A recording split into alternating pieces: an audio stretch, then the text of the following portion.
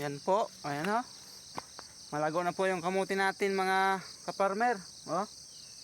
Yan, malapit na po ang magkaroon dito ng tira sa kamuti. Yan, ang daming pong bulaklak. Good morning, good morning. Oh. Pasyal muna tayo dito kasi maganda magpasyal pag maaga sa mga tanim. Yan.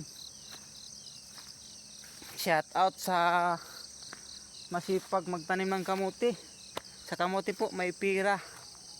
3 buwan lang may pira ka na mga ka-farmer. Masipag ka lang, saka dapat yung tanim natin malinis. Walang makitang damo.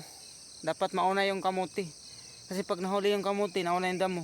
Hindi siya magbibigay ng laman mga ka-farmer kay yung damo nga maano siya ng damo. Tulad yan, ganyan, masukal na yan. O kung ganyan kasukal yung kamuti mo, wala ka dyan masahan ng laman.